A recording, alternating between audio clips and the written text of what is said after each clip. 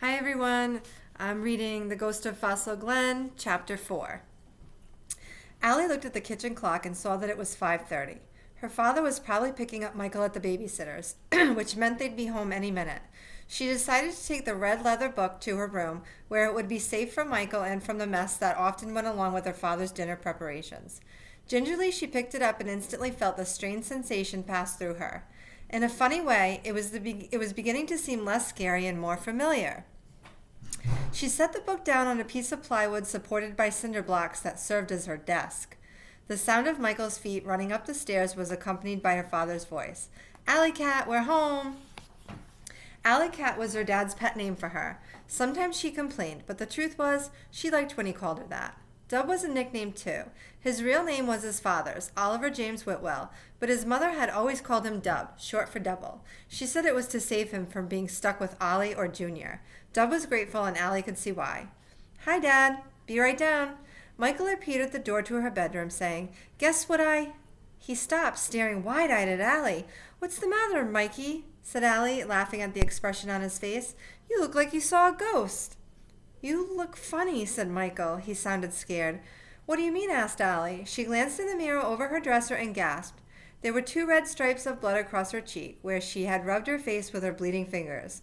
More blood had dripped from her forehead down to her eyebrow, where it had caked and dried, and some was smeared on the front of her windbreaker, which was ripped and covered with dirt. Her hair was sticking out of her barrettes in wild disarray, and the knees of her pants were torn and filthy.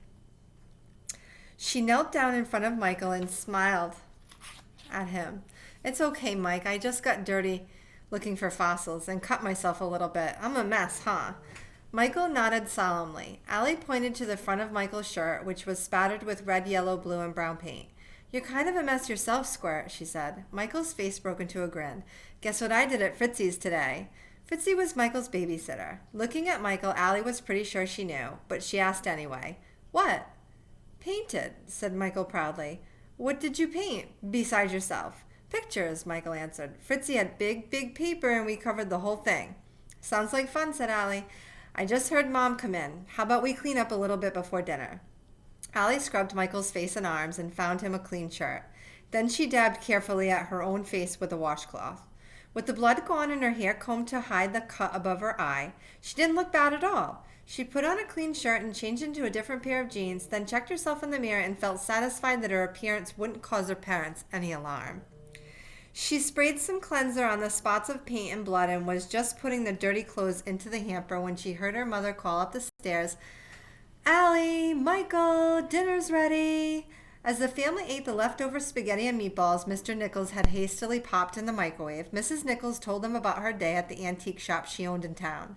"A man stopped by today saying he was in charge of selling the contents of the Stiles house." At the mention of the Stiles house, Allie's ears perked up. She walked by the deserted Stiles house twice each day, since it was just 3 doors down from school. For years it had been empty. As time passed, it grew more and more bleak and desolate looking. The white paint was faded and peeling, the porch was crumpling wearily, and the loose black shutters banged noisily in the wind. The grass, untended, was overgrown and had given way in places to various weeds and vines, some of which climbed the columns on the porch, adding to the dreary sense of abandonment. For Allie, the place had a creepy fascination. She couldn't help wondering what had happened to the Stiles' family. Where had they gone and why? Why did the house remain empty and unsold? She made up fascinating stories about the people, now gone, who had lived there. "Naturally, I was curious," Mrs. Nichols was saying. "I've always heard the house was beautifully furnished and that everything was simply left there. I told him I'd take a look at what he had. We went out to his van where he had some really exquisite pieces. I ended up buying quite a few." "That's a bit unusual, isn't it?" asked Mr. Nichols. "Well, yes," said Mrs. Nichols. "I guess that's why I mentioned it. Most of the time I buy from auctions or estate sales or shows. I don't believe I've ever had anyone drop by like that, selling from the back of a van, but he had all the proper ownership papers and so on." "Was it Mr. Stiles?" asked Allie. "No," answered her mother. "I believe Mr. Stiles died some time ago. This man's name was Curtis. Don't forget that name. The papers said he was the agent for somebody else. I can't remember the name. Is someone moving into the house?" asked Mr. Nichols. "Is that why they're selling off the contents?" "I asked Mr. Curtis that." said Mrs. Nichols. But he didn't seem to know anything. He'd been hired to empty the place out, that's all. She turned eagerly to Allie. I bought a desk, sweetie. That's really quite special. I thought you might want it for your room. You should come by and take a look at it. Okay, Mom. It's about time we got you something to replace that piece of plywood you've been using, said Mrs. Nichols with a smile. When they finished talking and eating, Allie excused herself to do her homework. She shut her bedroom door so Michael wouldn't come in and bother her. She wanted complete privacy to concentrate on her first journal entry. Slowly she walked toward her desk, anticipating the thrilling, disquieting feeling she'd had earlier, but she felt nothing unusual. Relieved and a little disappointed, she sat down to write. She wanted to write something that would dazzle Mr. Henry with her creativity and brilliance. But her brain felt empty as she looked at the clean blank journal pages. Nothing at all came to mind. She looked at her pen. It was an ordinary ballpoint. Not, she thought, very inspiring. Definitely not a proper pen for writing something momentous. She closed the book, got up, went down the hall to the room her parents used for an office, and rummaged in the desk drawer until she came upon her mother's fountain pen and a bottle of peacock blue ink. That, she thought with satisfaction, was what she needed. When she got back to her room, the door was closed. Michael, she said, stepping into the room, are you in here? No answer. Come on, Michael. Quit fooling around. I've got homework to do. She checked the only two places where he could be hiding, the closet and under the bed, but there was no sign of Michael. Her heart lurched. The book was open. She was sure she had closed it before leaving the room. Then she saw the gold-edged pages of her journal flutter just a bit. She looked toward the window. It was shut. A slight breeze came through the doorway, but it wasn't strong enough to open the heavy leather cover and blow the pages about. The air in the bedroom felt chilly. Allie's eyes fell on the journal, open to the first page. Legs trembling, she walked closer.